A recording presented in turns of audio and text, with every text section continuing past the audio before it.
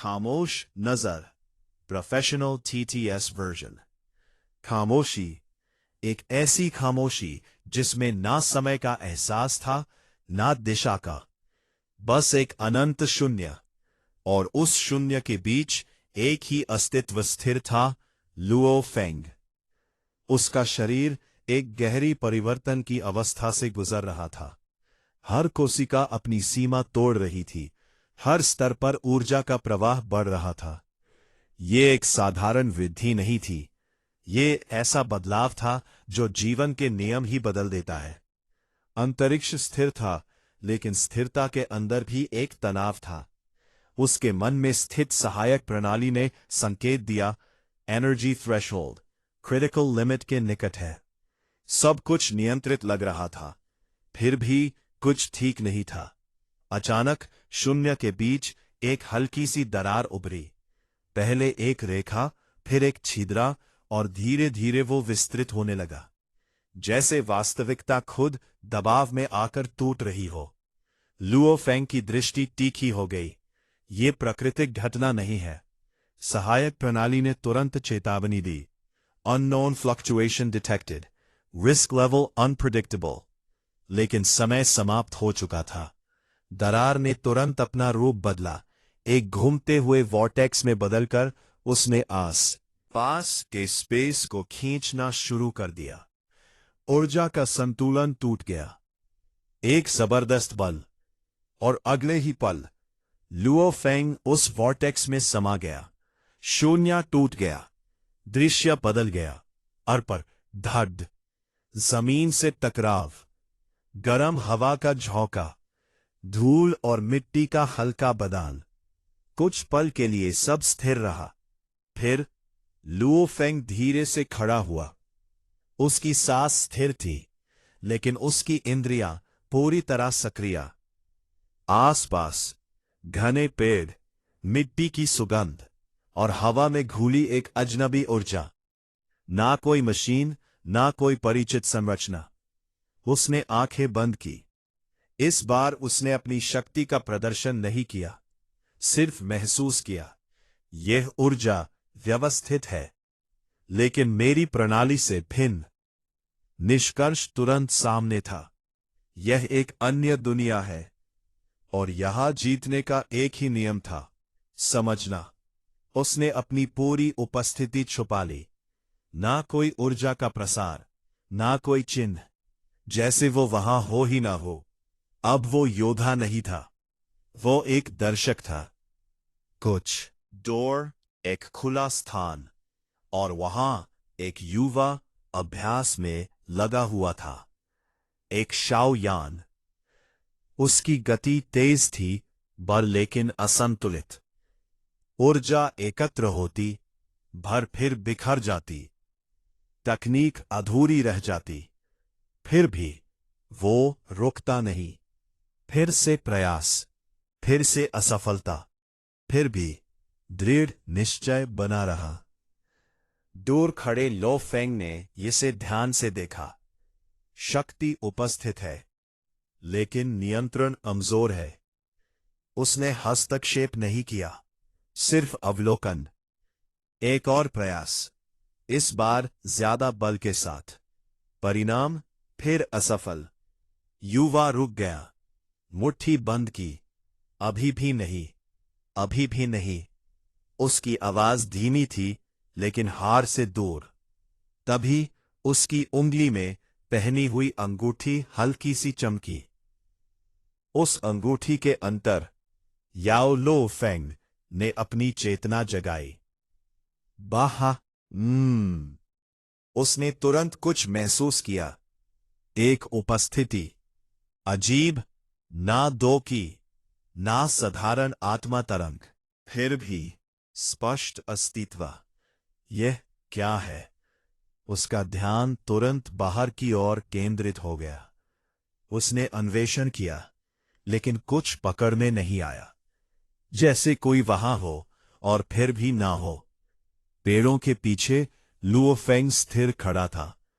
उसने भी महसूस किया, उसे पहचान लिया गया है।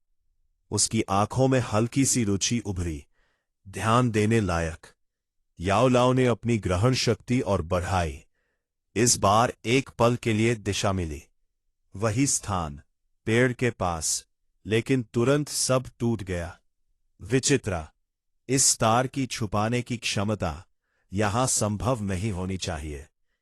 युवा ने प्रश्न किया, गुरुजी क्या हुआ? याओ लाओ कुछ पल चुप रहा, फिर धीरे से बोला, यहां कोई और है। युवा तुरंत सतर्क हो गया। उसने आसपास देखा, कुछ नहीं। तब तक लुओ फेंग वहां से जा चुका था।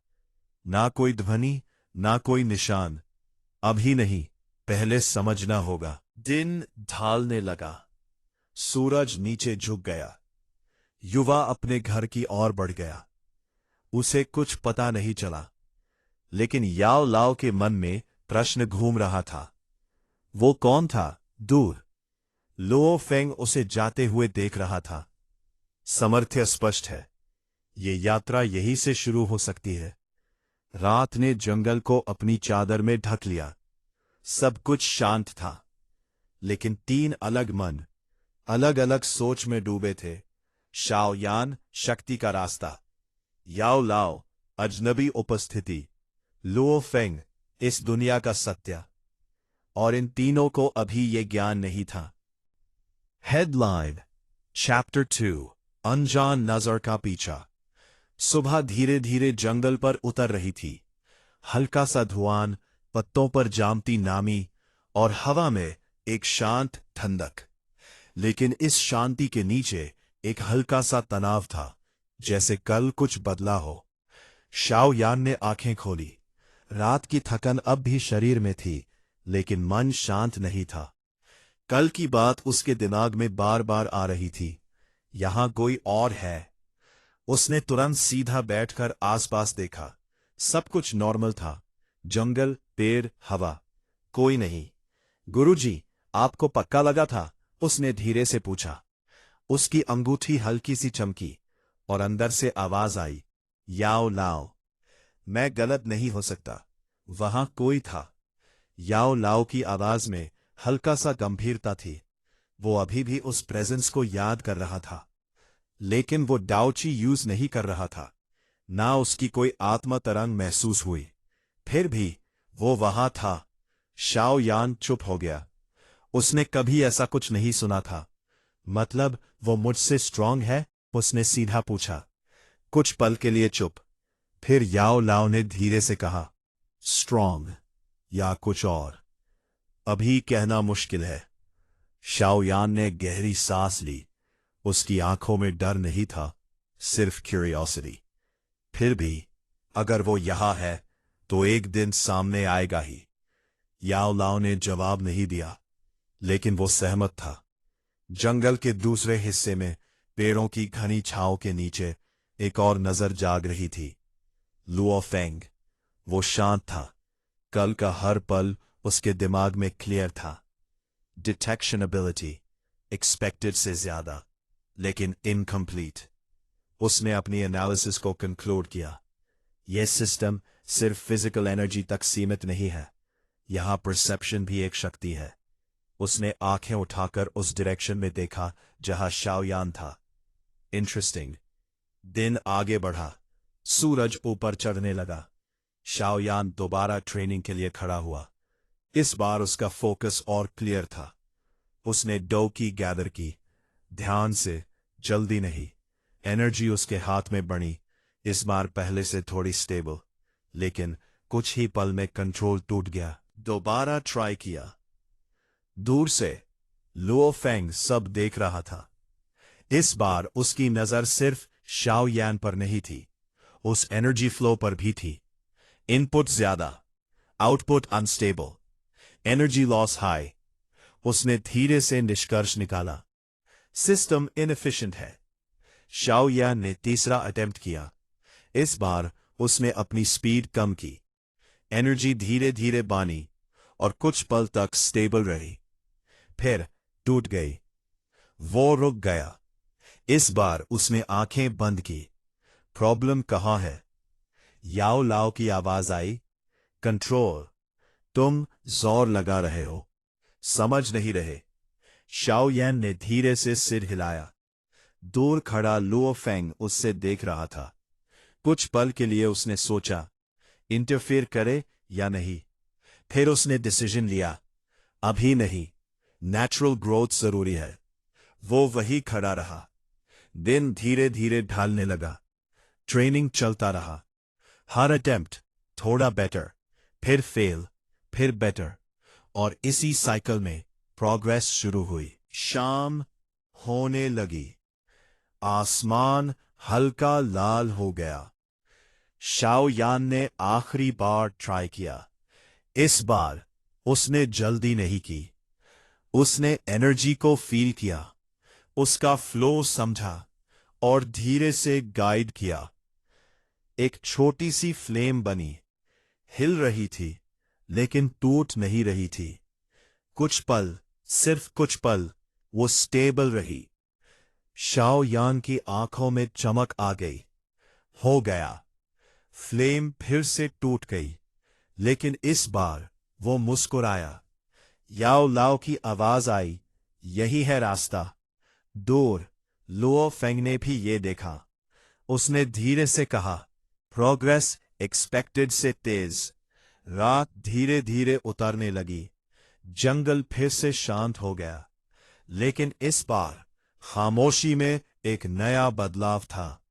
एक तरफ शाओ यान ने पहला कदम उठा लिया था, दूसरी तरफ याओ लाओ अलर्ट था, और तीसरी तरफ लुओ फेंग ने डिसीजन ले लिया था। अब ऑब्जर्व करना काफी नहीं, इंटरैक्शन का वक्त करीब है। उसने आसमान की तरफ देखा। हवा में एक हल्की सी गर्मी महसूस हुई, इतनी हल्की कि शायद कोई और नोटिस ना करे, लेकिन उसने की। Source unknown. उसकी आंखों में एक नई चमक आई। ये दुनिया और भी कुछ छुपा रही है, और कहानी अब धीरे धीरे आगे बढ़ रही थी। H1 चैप्टर 3 वापस घर पर सब पहले जैसा नहीं।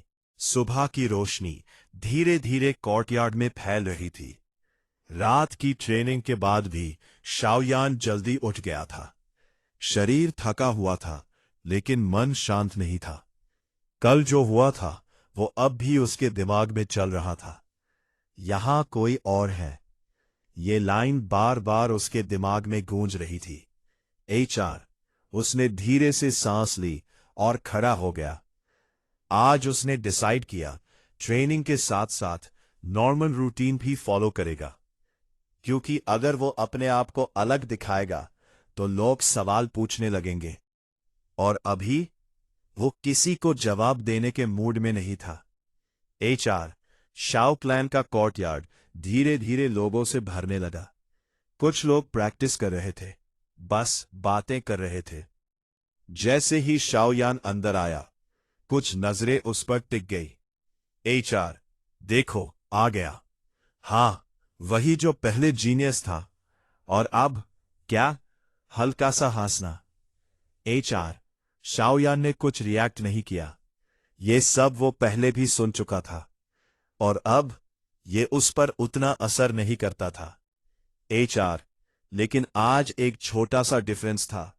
उसकी चल में पहले से ज्यादा स्टेबिलिटी थी। आंखों में हल्की सी क्लैरिटी थी। दूर खड़े एक लड़के ने उससे नोटिस किया, आज थोड़ा अलग लग रहा है। शाओ यान ने ट्रेनिंग एरिया की तरफ कदम बढ़ाए। उसने अपनी पोजीशन ली। इस बार उसने जल्दी नहीं की।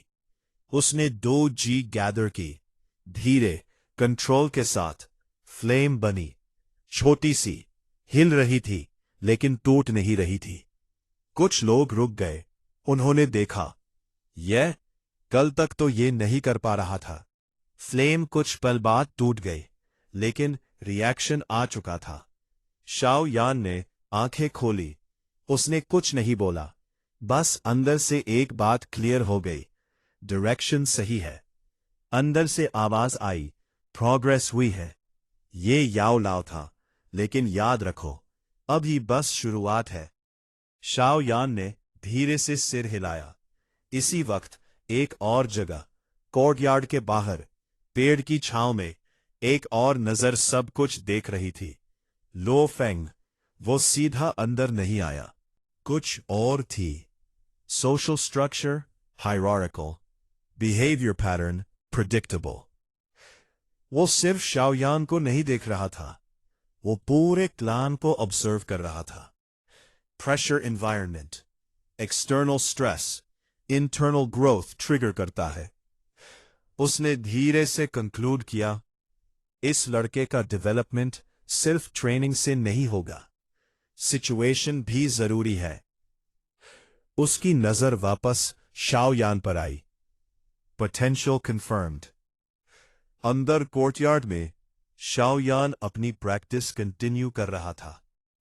इस बार उसने अपनी लिमिट पुश नहीं की, क्योंकि कल उसने एक चीज समझ ली थी, ज्यादा जोर कंट्रोल तोड़ देता है।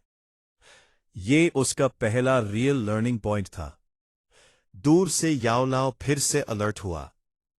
वो प्रेजेंस फिर से। इस बार उसने क्लियरली फील किया, वो एनर्जी वापस आई है। अभी भी देख रहा है। शाओयान ने धीरे से पूछा, वही? हाँ, लेकिन इस बार करीब है। शाओयान ने आसपास कैजुअली देखा, किसी को डाउट नहीं हुआ। वो क्या चाहता है? उसने धीरे से कहा। याओलाओ ने तुरंत जवाब नहीं दिया। कुछ नहीं, अभी सिर्फ देख रहा है, जैसे तुम्हें समझ रहा हो। शाओयान कुछ पल के लिए चुप हो गया। फिर उसने धीरे से कहा, फिर ठीक है, मैं भी रुकूंगा नहीं। ये एक सिंपल लाइन थी, लेकिन उसमें डिसीजन क्लियर था। दूर लुओ फेंग ने उस मोमेंट को ऑब्जर्व किया। Mindset stable, fear absent. उसने धीरे से कहा, गुड। उसने एक और चीज नोटिस की, इस लड़के को पुश करने की जरूरत नहीं, ये खुद आगे बढ़ेगा। शाम होने लगी। कोर्टयार्ड धीरे धीरे खाली हो गया। शाओयान अकेला रह गया। उसने आखिरी बार ट्राई किया। इस बार फ्लेम थोड़ी और स्टेबल बनी, और इस बार वो थोड़ी देर ज्यादा टिक गई। उसने धीरे से मुस्कुराया। समझ आ रहा है। दूर से लुओ फेंग ने यह देखा। उसने धीरे से मुड़कर चलना शुरू किया। अब अगला स्टेप, इंटरैक्शन, लेकिन अभी नहीं, टाइमिंग जरूरी है। रात धीरे धीरे उतर आई। 3 जगह पर 3 अलग डिसीजंस लिए गए। रुकेगा नहीं, याओलाओ सच जानेगा, लुओ फेंग जल्दी सामने आएगा। और कहानी अब सच में आगे बढ़ चुकी थी।